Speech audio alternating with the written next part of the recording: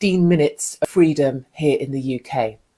So let me tell you the plan. The plan is in Oxford, and this has just been passed by the council, to divide the city here into, a bit of a squiggly city, into 6 parts. So 1, 2, 3, 4, 5, 6.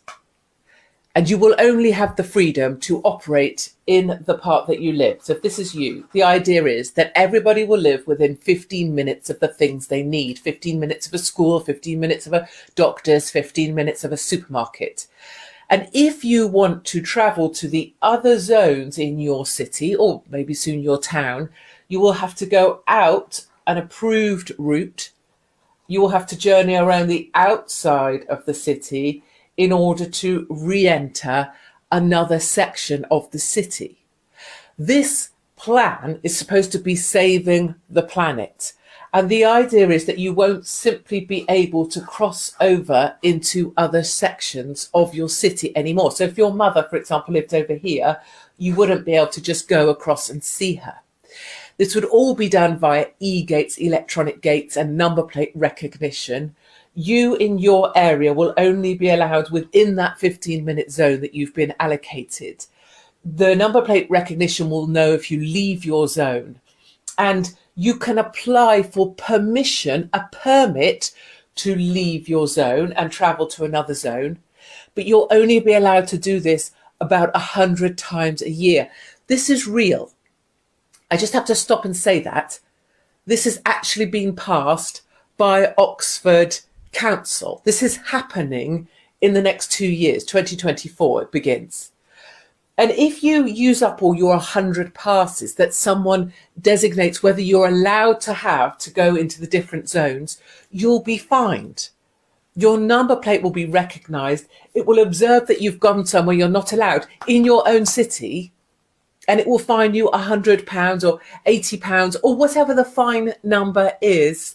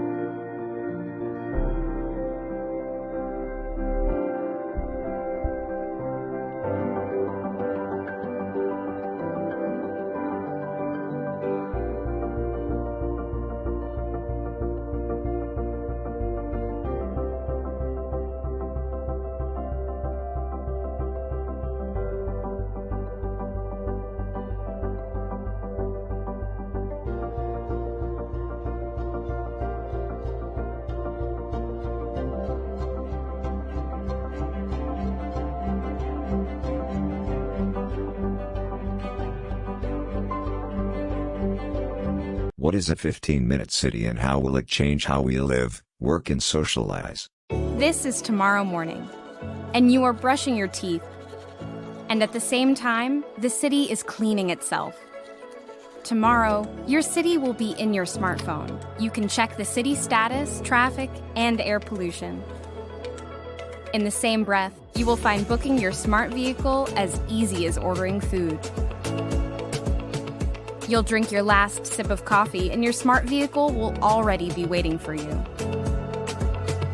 Tomorrow, your day will get off to a more enjoyable start. As you drive through town, you can check your personal footprint or actively participate in city issues. There is no rush hour in the morning, no waiting, and no traffic jam. Everything is completely connected and communicates with everything else. Tomorrow, your city will have mobility hubs at every corner.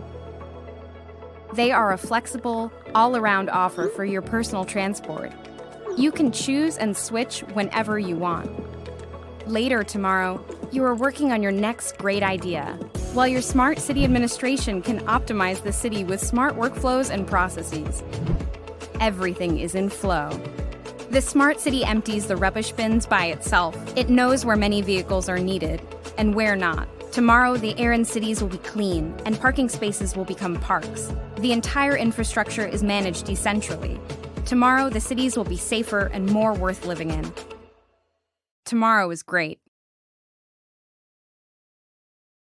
And by the way, the data shows that temperature does not follow an increase in carbon dioxide. An increase in carbon dioxide follows temperature, and that's to do with the oceans, which release carbon dioxide when it's warmer and absorb carbon dioxide when it's cooler. But the outcome is that if you believe that, you have to dismantle the economic system of the world. And that which has taken so many people out of poverty compared with what it was before the industrial period. And what is that? That's exactly what this global cult has worked towards. It's exactly what its expressions like the World Economic Forum are advocating. And it gives you the ability to impose the most fascistic level of control while claiming you're doing it to protect the population from destruction. And what you've just described there, Majid, is very relevant. You're talking about Oxford and the Oxford Council that has just announced that it's going to break up Oxford into 15-minute communities, call them 15-minute cities, where everything that they say you need is within the 15-minute walk or cycle ride of where you live. And that you cannot, under this proposal, leave your 15-minute city in a car more than 100 times a year, or you fined every time you do. Now, what is that? That's simply lockdown. It's COVID lockdown, but it's done under the guise of climate change.